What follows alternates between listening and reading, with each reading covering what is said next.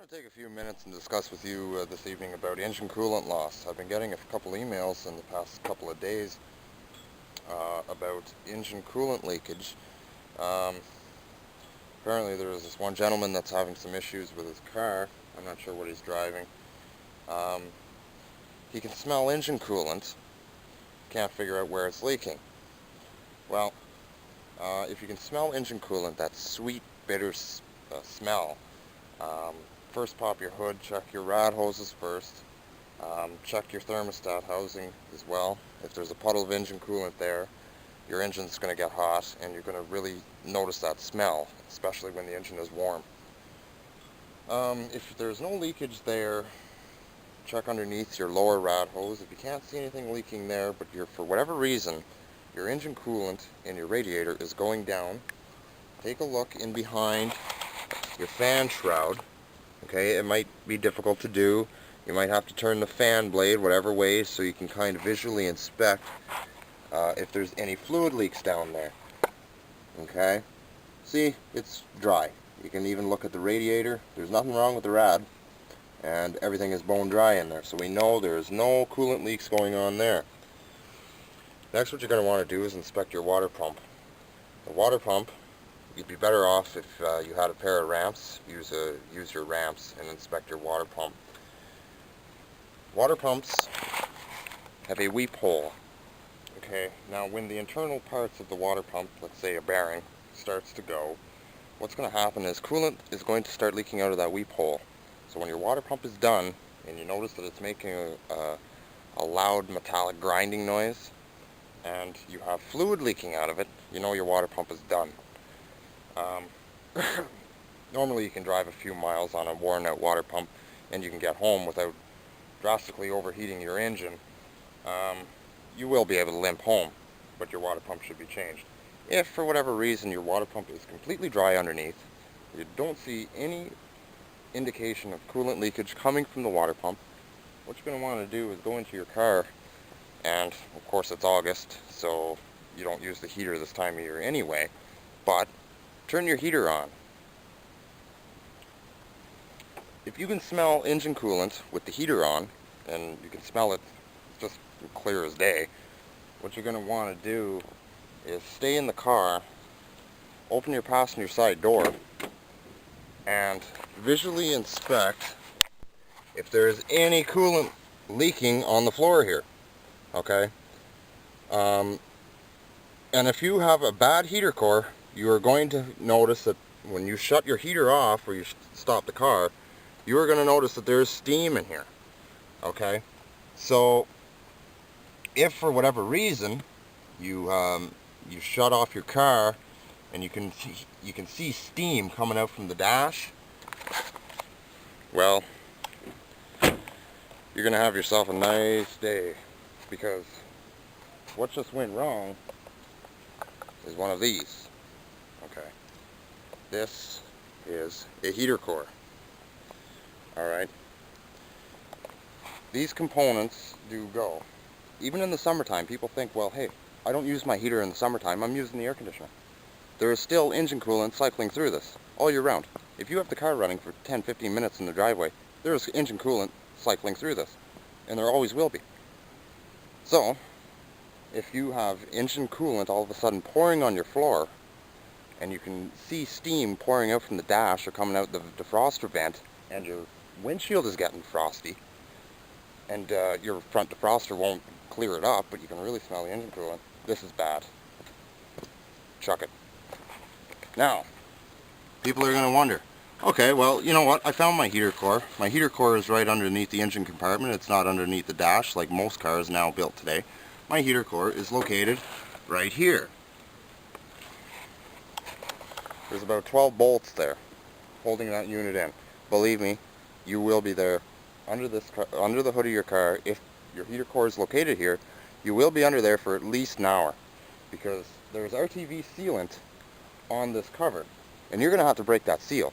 Even when you get the last bolt out of there, you're going to have to do some prying. But once you do get it out, it's no big deal. A new heater core for a typical vehicle is 40-50 bucks, right? They're not expensive by any means. Now that you've figured out that your heater core is in fact at fault, what you're going to need to do is go ahead and order yourself a new heater core for your vehicle. It's not a completely difficult task at hand. If yours is located under the dash, which is most front-wheel drive vehicles, mostly rear-wheel drive vehicles, they were all located under the engine compartment. With GM vehicles of the 80s, they were all in the engine compartment. Mostly front-wheel drive unibody cars that I've ever worked on, the heater core was underneath the dash and you'd have to tear half the dash apart. Like I say, it's no big deal. It's going to involve some wrenching, of course.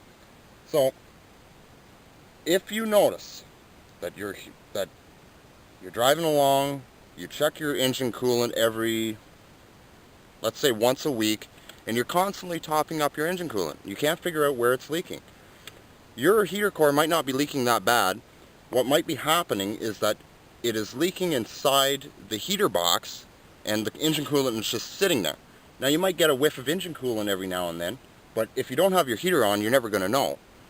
If you turn on your heater, let's say up to 27, okay, this is degrees, and you can't smell anything yet, but then you decide to crank it right up to the limit and turn the fan control speed up on high, okay, and then you start to smell something, leave it run for a minute and see how bad your heater core is leaking. Now, if you have engine coolant within 5 minutes starting to leak on the floor, well then you know you got a serious problem. Your heater core is leaking real bad. You're going to have to get it out of there.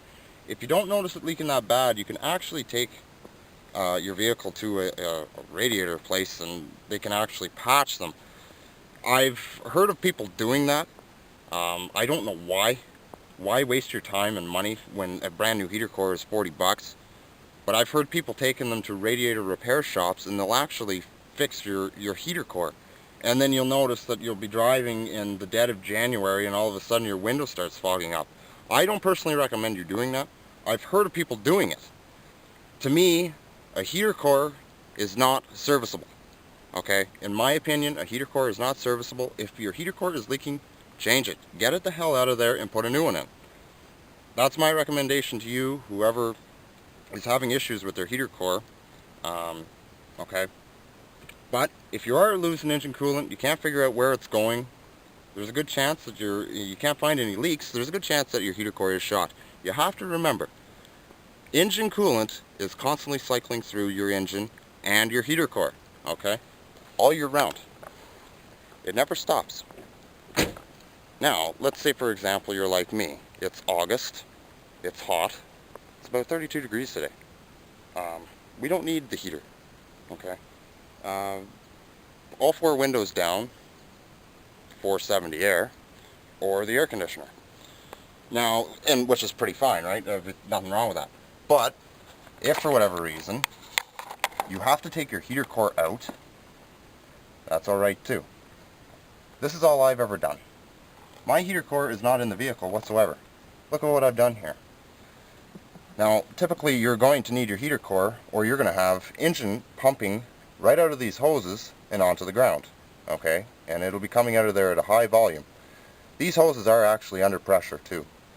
What you're going to want to do, if you're like me, there's nothing wrong with this, that it's the dead of summer, you don't feel like paying for a brand new heater core, you can do this. All I've done is use this 90-degree elbow and hooked both heater hoses together. Now, the engine coolant will cycle through the engine because this will not stop. And you can't cap these either. Okay? Get yourself one of these. A 90-degree elbow, connect the hoses up. Okay? Now, these hoses aren't under tremendous pressure. You don't have to double clamp them. I've just put a single clamp on each hose. Not a big deal. Single clamp will hold the engine coolant just fine. There is no leaks whatsoever. Everything is nice and tight, and it's a nice seal. Okay? This vehicle here is only a summer cruiser. I don't need the heater, ever. Okay? This car is usually parked on the Canadian Thanksgiving long weekend, which is in October. And to be honest, this car never moved anywhere this summer. This car just doesn't move. A lot, anyway. So, if you ever find yourself in a predicament where, your heater core is leaking, but, you don't have the money to spend on a brand new heater core, or you just don't feel like putting a new heater core in your vehicle, or maybe your car is on its last leg and you just don't feel like spending that kind of money on a car that you're not happy with anymore. There are people like that out there today, You might be driving your mother's old Toyota Corolla and it's got 450,000 clicks on it, and you want to junk the damn thing. Well, and if you're not worried about your heater core, you know what? You can always just bypass your heater core like what I've done here.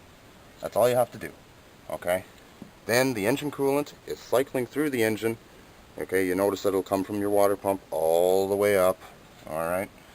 And this hose would normally go into your heater core. There's an inlet and an outlet. That's all there is to it.